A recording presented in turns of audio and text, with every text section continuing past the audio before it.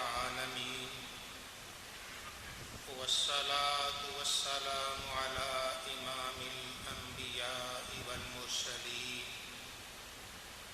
وعلى آله وأصحابه أجمعين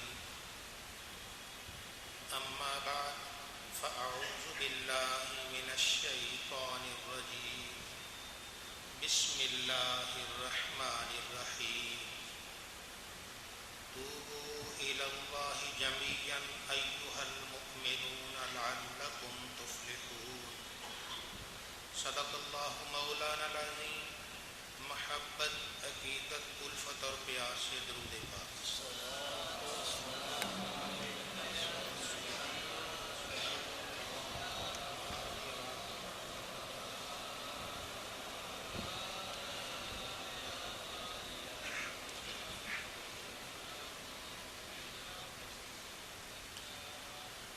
اللہ رب العزت کا تمام اہل ایمان کو حکم ہے توبوا الی اللہ جمیعا ایھا المؤمنون، اے ایمان والو اللہ کی طرف توبہ کرو، اللہ کی بارگاہ میں توبہ کرو، لعلکم تفلحون تاکہ تم کامیاب ہو جاؤ۔ اللہ رب العزت نے ہم سب کو توبہ کرنے کا حکم دیا ہے۔ کوئی نیک ہے، کوئی بد ہے، کوئی اچھا ہے، کوئی برا ہے، کوئی نمازی ہے، کوئی دوسرا ہے، ہر ایک کو اللہ تعالیٰ نے توبہ کا حکم دیا ہے۔ گناہگار ہے اپنے گناہوں سے توبہ کرتا ہے، کوئی غافل ہے اپنی غفلت سے توبہ کرتا ہے۔ اللہ کا مقرب بندہ اللہ رب العزت کی بارگاہ میں لوٹ جانا پسند کرتا ہے، وہ اپنا ارادہ کرتا ہے، اپنے ساتھ اپنے متعلقین کا ارادہ کرتا ہے، تو یہ ہر ایک پر توبہ لازم ہے۔ اللہ ذوالجلال ہم سب کو توبہ کی توفیق عطا فرمائے۔ توبہ کا معنی ہے لوٹنا۔ گناہگار اپنے گناہوں سے لوٹے، غافل غفلت سے لوٹ جائے، اور جو اللہ والا ہے وہ اللہ کی طرف سے آیا ہے، اور وہ بھی یہ چاہتا ہے کہ اب میں واپس اللہ کی طرف لوٹ جاؤں۔ تو اللہ تعالیٰ ہر اہل ایمان کو سچی توبہ کی توفیق عطا فرمائے۔ نبی کریم صلی اللہ علیہ وآلہ وسلم نے ارشاد فرمایا، اے میری امت توبہ کیا کرو، استغفار کیا کرو۔ میں بھی روزانہ دن میں 100 مرتبہ استغفار اور توبہ کرتا ہوں۔ جن کے صدقے ساری نیکیاں مل رہی ہیں وہ اللہ کی بارگاہ میں استغفار و توبہ کرتے ہیں، تو ہم پر بھی لازم ہے کہ ہم بھی توبہ کریں، استغفار کریں، اللہ کی بارگاہ میں معافیاں مانگیں۔ اللہ تعالیٰ کی بارگاہ میں معافی مانگنے والا دونوں جہاں میں سرخرو ہوا کرتا ہے۔ نبی کریم صلی اللہ علیہ وسلم کا یہ ارشاد کہ جو بندہ اس بات سے خوش ہونا چاہتا ہے کہ اسے قیامت کے دن نامہ اعمال دائیں ہاتھ میں ملے، جو اپنے اعمال نامہ کو دیکھ کے خوش ہونا چاہتا ہے، خوش تبھی ہوگا نا جب نامہ اعمال دائیں ہاتھ میں ملے گا۔ جو اپنے نامہ اعمال کو دیکھ کر خوش ہونا چاہے اسے چاہیے کہ وہ استغفار زیادہ کرے۔ جس کے نامہ اعمال میں استغفار زیادہ ہوگا اللہ رب العزت کی بارگاہ میں پہنچ کر وہ خوش ہوگا، رب کی بارگاہ میں پہنچ کر وہی خوش ہوگا جسے اللہ تعالیٰ سعادتوں سے لبریز فرما دے گا۔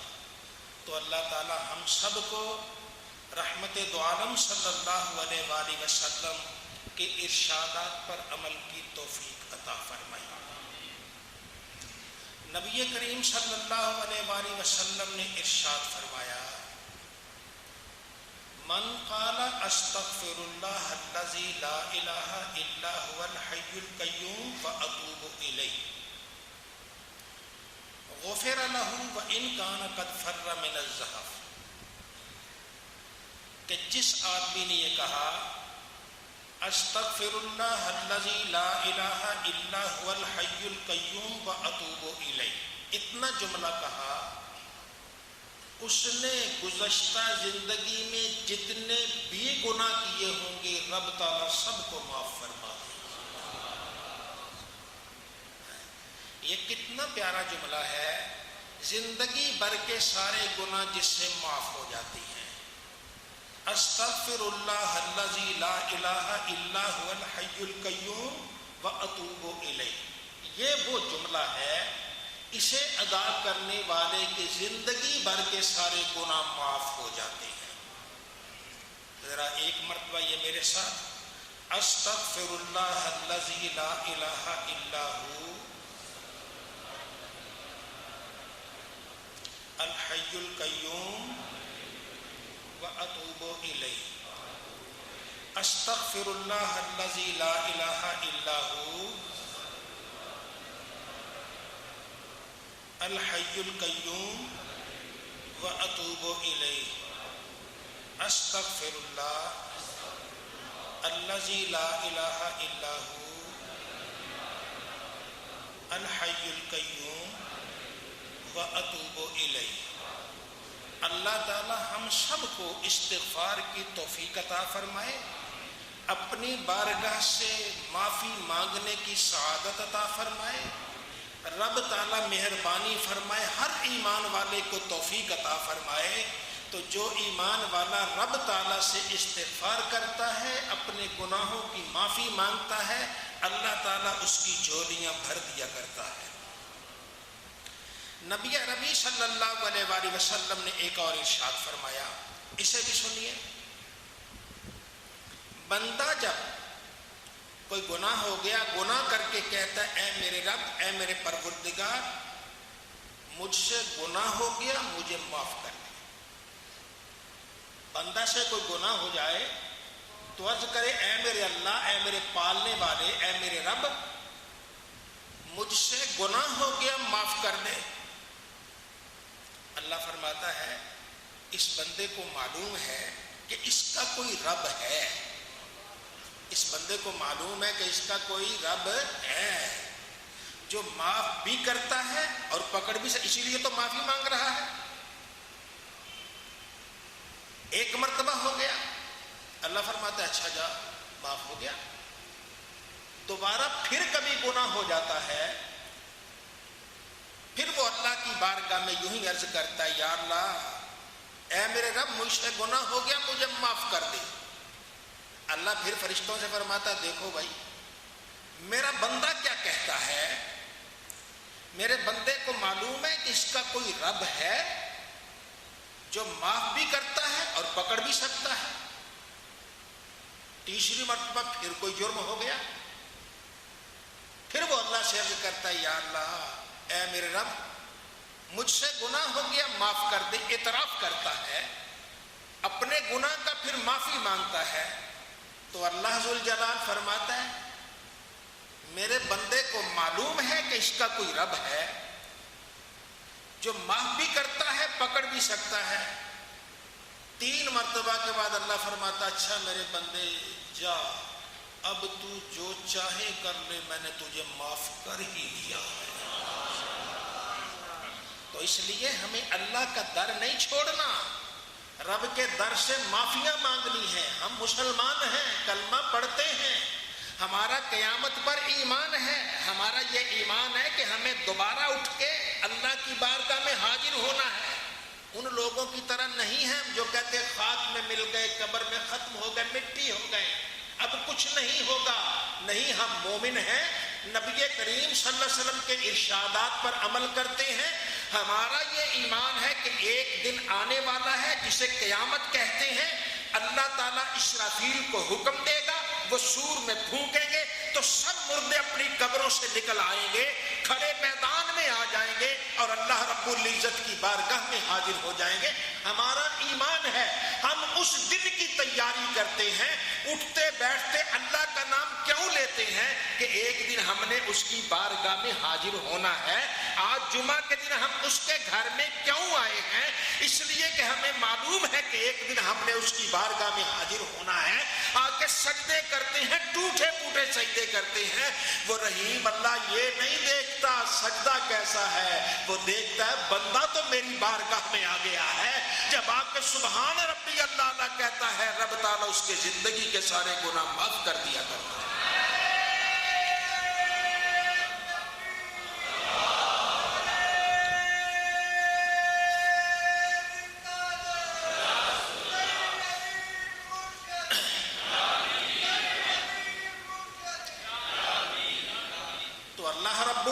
ہمیں اپنی بارگاہ میں جھکنے کی توفیق عطا فرمائے, استغفار کی سعادتیں عطا فرمائے, معافیاں مانگنے کی توفیق عطا فرمائے. آج تو ہم سمجھتے ہیں یہ کیا ہے یار, زبان سے استغفار استغفر اللہ کہہ دیا, کیا ہے؟ کل قیامت کو پتہ چلے گا کہ اس کا کتنا بڑا اجر ہے. ایک سادہ سی مثال ہے, حضرت خواجہ ابو الحسن خرقانی رحمۃ اللہ علیہ کا دور کہ پورے اس علاقے میں, خطے میں آپ کی ولایت کا ڈنکا بج رہا ہے. ابو علی سینا جو ہمارے بڑے سائنسدان تھے, انہوں نے سنا کوئی درویش ہے, چلو میں نے یہ ظاہری علم پڑھا ہے, اس درویش کے پاس بھی چلتا ہوں. وہ ابو علی سینا ان کے پاس چلے گئے. تذکرہ تو لمبا ہے, بہرحال جتنا, وہ ان کے پاس چلے گئے.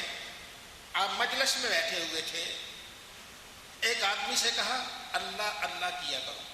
اسے سبق بتا رہے تھے, دل سے اللہ اللہ کرتے ہیں, زبان سے لفظ اللہ اللہ اللہ اللہ, اس کو ذرا, اس سبق کو ذرا دہرایا کرو, اس کا یہ فائدہ یہ فائدہ یہ فائدہ.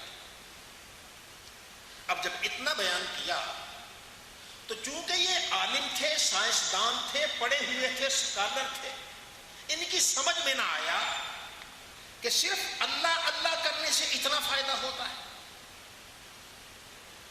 کہنے لگے جناب یہ کیسے ہو سکتا ہے کہ ایک اللہ اللہ کرنے سے اتنا فائدہ ہو, اتنا کچھ مل جائے.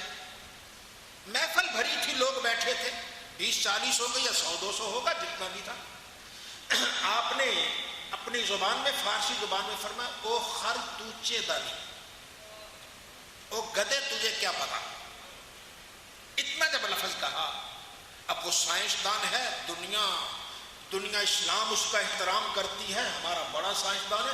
آج ایک درویش آدمی نے گدھا کہہ دیا, پسینے چھوٹ گئے. وہ رومال نکالا, ماتھے سے پسینہ صاف کرتے, پھر آتا ہے, پھر صاحب وہ شرمندگی کے عالم میں بس وہ پسینے آ رہے ہیں. 1-2 منٹ کے بعد آپ نے فرمایا کیا ہوا؟ خاموش, جواب کیا دے؟ فرمایا کیا ہوا, بولتے نہیں. فرمایا میں نے ایک لفظ بولا ہے خر, جس کا معنی گدھا, اس میں اتنا اثر ہے کہ تیرے پسینے چھوٹ گئے ہیں, رب کے نام میں اثر ہی کوئی نہیں. سمجھانے کا انداز فرمایا خر کے لفظ میں اتنا اثر ہے کہ تیرے پسینے چھوٹ گئے, اور اللہ کے لفظ میں کوئی اثر ہی نہیں ہے. تو جو اللہ اللہ کرتا ہے, رب تعالیٰ اسے بہت کچھ دیتا ہے. اور جو زبان سے آج استغفر اللہ کہتا ہے, اللہ مہربانی کرتا ہے. ہم یہاں سبحان اللہ کہتے ہیں, حدیث پاک میں رب تعالیٰ درخت لگاتا ہے. انسان سوچتا ہے یار یہ کیا ہے, ادھر سے سبحان اللہ کا درخت لگ گیا, یہ سمجھ میں نہیں آتی. وہ سمجھ میں آتی کیا چیز ہے. نبی کریم صلی اللہ علیہ وسلم نے فرمایا نا, جبریل آتے میرے پاس, کیا ہمیں سمجھ آتی ہے؟ بھئی یہاں 2 فرشتے بیٹھے, ایک نیکیاں لکھتا ہے, ایک بدیاں لکھتا ہے, سمجھ آتی, عقل میں آتی باتیں. بھائی قبر میں جائیں گے، مر جائے گا انسان، اس کو جب دو فرشتے آئیں گے، اٹھا کے بٹھائیں گے، کہیں گے من ربو کا، تیرا رب کون ہے، یہ سمجھ میں آتی ہے؟ اسی ہمارے ایمان کو ایمان بالغیب کہتے ہیں کہ ہمارا ایمان اپنی نگاہوں پر نہیں، ہمارا ایمان اپنی عقل پر نہیں، ہمارا ایمان اپنے علم پر نہیں ہے، ہمارا ایمان زبان محمد مصطفیٰ پر ہے۔ اللہ کے نبی نے جو فرما دیا ہے حق سچ وہی ہے، ہمیں نہ کسی عقل کی ضرورت ہے نہ کسی دلیل کی ضرورت ہے، ہمیں ضرورت ہے تو وقت زبان